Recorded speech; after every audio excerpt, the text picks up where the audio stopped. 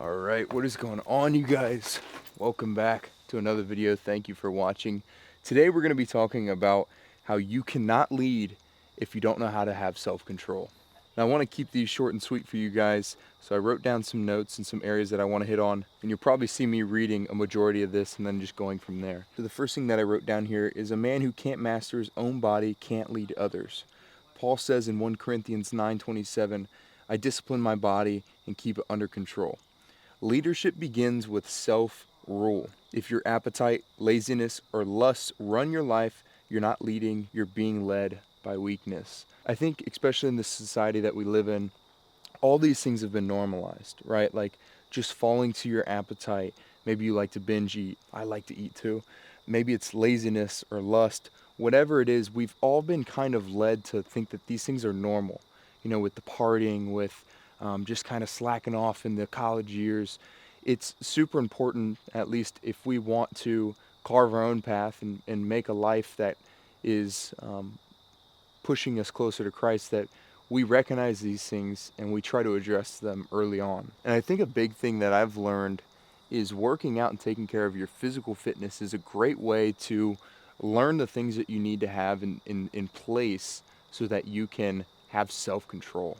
You know, making yourself go to the gym, making yourself squat on leg days, making yourself do these workouts that you don't really want to do really builds, you know, that mental toughness. And I'm not this biggest science guru, but people have said, like, the more you make yourself do tough crap, the more you build whatever it is in your frontal cortex that makes you or helps you do tough crap. So understand, similar to how you can make yourself do hard things in the gym, you can also keep your body under control in other areas of your life. And I want you to understand, guys, I'm not the king of self-control. And with all these talking videos, I don't want you to think that I'm some authority figure. Yes, I strive to be it. Yes, I strive to set an example for you guys. But by no means have I conquered lust. By no means have I conquered laziness or any of these things. But like I said in the beginning, I think it's really important to recognize them. And for us to build communities, build brotherhood that holds us accountable to staying in line with what God wants us to do, pushing us closer to godliness. And if any of this stuff resonated with you guys today and you need some help with all this, click the link down below and you can apply for my one-on-one fitness coaching. Next up, we have written here, physical discipline reflects spiritual discipline, like we said. Training your body teaches obedience. When you deny comfort to pursue growth, you're practicing submission to God's authority. Discipline in the gym and in diet builds the same endurance required for prayer, patience, and holiness. You can't claim spiritual strength while living in physical neglect. This is super important because I see a lot of people high up in church. And it's not bad that they're high up in church, but I see them trying to set an example in all these other areas, which they do spiritually, but then they neglect our body. And in 1 Corinthians, again, we learn that, you know, our body is our temple. Now, in that situation in the Bible, it's talking about sexual immortality. But it's the same thing. Our body is a temple. Our body is Christ. And we need to make sure that we're taking care of it, because it's like two sides of the spectrum.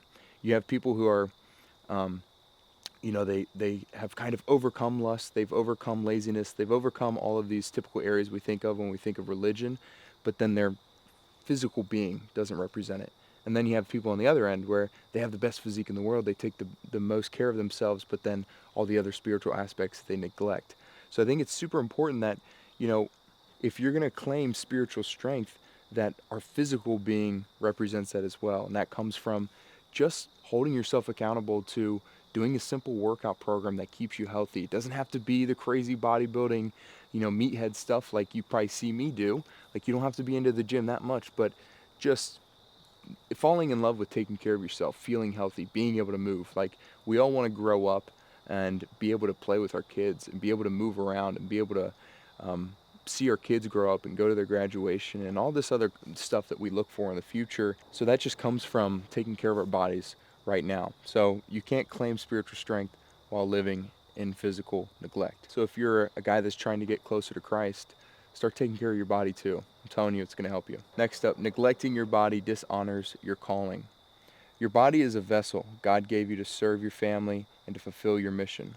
Letting it decay through laziness and gluttony is disrespect to that calling. A weak body limits your ability to protect, provide, and lead. Stewardship of your health is stewardship of your influence. So, like I said earlier, like we want to be the dad that our kids, our sons look up to as this strong figure in the family. And we can't do that if we are falling apart, if we can barely move, if we can barely go to the gym and take care of ourselves. And I know, being busy is a big issue for a lot of, guys in their late 20s and 30s who have kids, like being busy with work and life and all this craziness, so they can't, go to the gym. And I think that's just an excuse.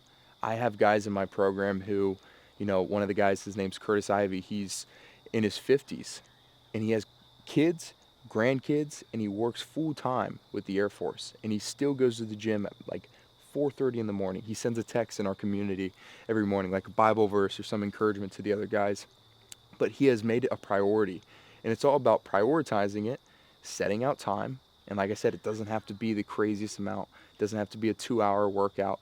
He goes in, gets his work done, and then throughout the day, finds some time to get some extra cardio in. But I think right now, while we're young, we should take care of our bodies and have fun in the gym, do those heavy lifts. I talked about it the other day, like while we're young, like we can still deadlift, we can still bench and squat and do all these like fun compound movements. Let's go ahead and do them. But also be in the mindset that like when we get older, it's going to be more important that we're just not letting our bodies decay, not sitting around, like just moving. I'm at a park right now and there's been multiple older people, older couples walking around just taking care of their body. So we need to make sure that as we get older, as we get wiser, we're not letting our body reflect something else. A weak body limits your ability to protect, provide, and lead. And one thing I think about with this is I think about Joe Rogan, like somewhat of like the image of an ultimate dad. Maybe not inside, I don't know how he is as a father.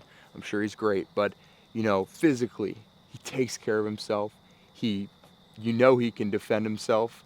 He can provide for his family if crap hit the fan. He can go out there and kill a white-tailed deer, or he can go out and kill a moose, whatever the case may be. That's what I think of as, what I want my kids to look up to me as this guy that they can lean on, that they can trust. So that's going to wrap up today's video. I hope you guys enjoyed the little moto vlog with the sit down talking. I want to do probably 2 lifts a week with the moto vlog, and then like 1 or 2 sit down talks, and outside of that, just showing you guys my life, having fun. If you're new to the channel, thank you for coming here. If you haven't already subscribed, hit that subscribe button. That would help me a bunch. And if you enjoyed today's video or have advice for me or any pointers you want to give me, go ahead and drop them down below in the comments. Even if you just want to reach out and say you're new to the channel, I love getting to talk to you guys down in the comments here. But yeah, that's today's video. You can't lead if you don't have control of your body, myself included. Let's get control of our body. And a lot of that stems from going into the gym, making it a priority to take care of your physical form, because that sort of discipline bleeds over into other areas of your life. And in a sense, going to the gym, making yourself do workouts that you don't want to do is kind of a way of denying our flesh. And denying our flesh is very important in those other areas, like denying laziness and lust. Maybe it's having an appetite. That's everything I got for you guys. One last thing. This shirt is going to be out pretty soon on With Your Outdoors, my Christian outdoor company.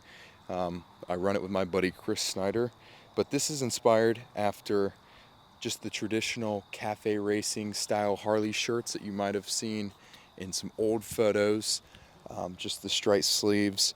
And Withdraw Outdoors is inspired by Luke 5:16. Jesus often withdrew into the wilderness to pray, and Chris and I both love the outdoors, and we think it's super important to make time to get outdoors, to reflect, refuel, and take that time to relax so that you can come back even stronger when it's time to work. So if you guys like the message or you like the shirt, go ahead and check that out. And then we also have this dope vintage black washed hat.